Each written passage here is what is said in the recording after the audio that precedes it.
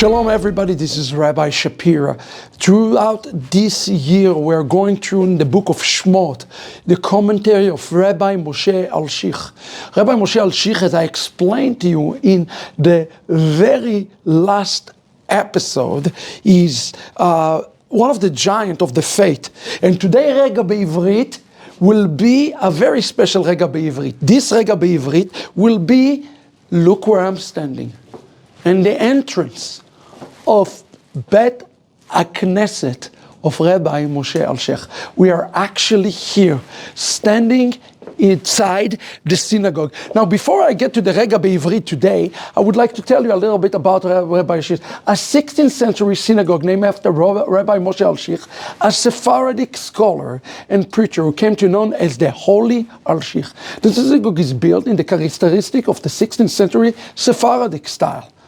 The lack of women's section indicate that it was first built as a house of learning, meaning Bet Midrash, and only later transformed into a synagogue. The prayer hall is unique in a row pointed arches which support the barrel vault that protrude the domes of the roof of the building. A Hebrew inscription of the building facade attests to the renovation of the synagogue underwent, according to local tradition, before the great earthquake that took place here in Tzfat in 1837, thus saving it from destruction. Amazing.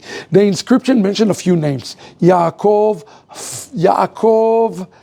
Faji, the builder, Yecheskel Reuven Menashe, the philanthropist, and Rabbi Yaakov Antebi, lobbyist and chief rabbi Damascus, at the time of the blood libel in 1840. The synagogue was known by several names. One was named Kanis El Istanbulia, after the member of the congregation of the Turkish origin. Another was Pentit synagogue, after the 1434 inscription engraved in the ancient silver casting of the Torah scroll stored in the coffer. It was known as Knesset Yecheskel in honor of the philanthropist who financed its restoration. And look at this here, look at the inscription: Ve'et Bet HaKnesset Shel Rabbi Moshe Alshich.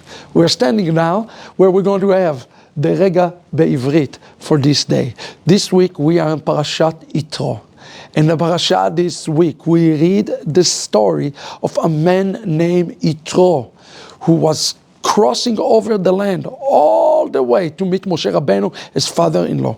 Now in this Torah portion, the children of Israel received the Torah. And the question becomes, why is it in this Torah portion that the Torah does not call the Ten Commandments, but rather called by the name of Jitro? You see, in Hebrew, the word Jitro means remnant. The word itself means the remnant. Jitro, when he crossed over, changed. His name was changed.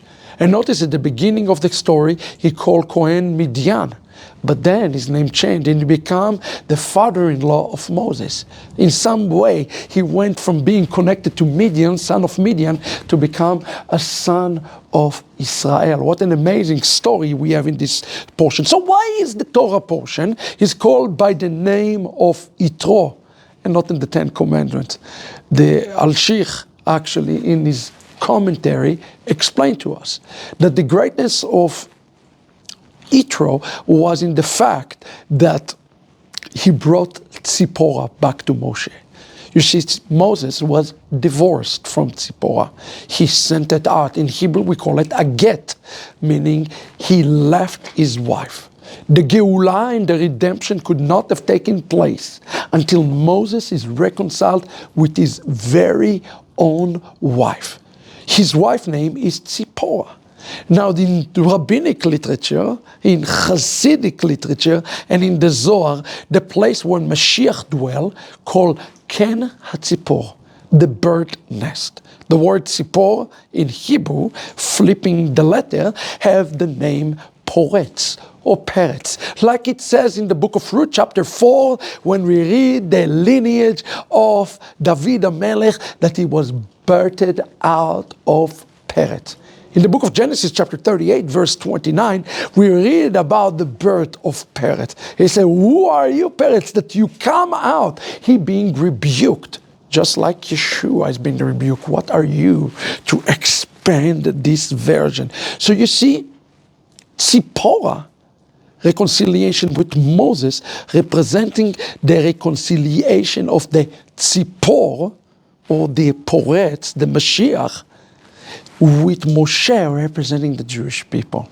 This is the reconciliation between Israel and Mashiach. And who is the one that is responsible for bringing the reconciliation? The one who crossed over the wilderness. It is Jitro himself, the remnant.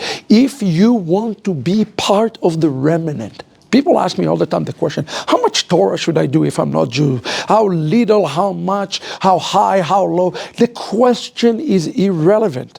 The question rather you have to ask yourself is, am I part of reconciliation? That, friend, is the question that Al-Sheikh explained to us that we must ask.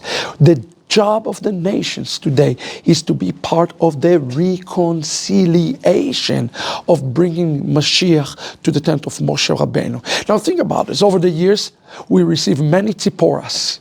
We received the tzipporah of the Catholics. We received the tzipporah of the Inquisition. We received the tzipporah of the Third Reich. We received the tzipporah of the Crusade. Wow, so many tzipporas we received. But Moses could not accept this tzipporah. Just as today, Jews cannot accept Jesus, that the one that cannot come into the tent of Moshe Rabbeinu. Our job today, more than ever, is to cross over. Go as far as you can and as long as you can in order to bring that tzipor, the Poretz, the Mashiach, back to the tent of Moses. And then, and only then, the Geulah will come to the world. So who is the great among the nations?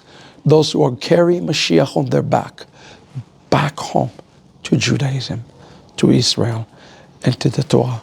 Thank you, Rabbi Al-Sheikh, for this delightful word that we learn. We're walking in this synagogue of the Al-Sheikh today. And I pray today that all of you will come on in to the tent of Moses, to the synagogue of the Al-Sheikh, to the synagogue of Yosef Karo, wherever it is, and bring the spirit of Mashiach alongside with you. This, friend, is the special Regah B'Ivrit Al-Sheikh edition from the city of Tzfat. Shalom.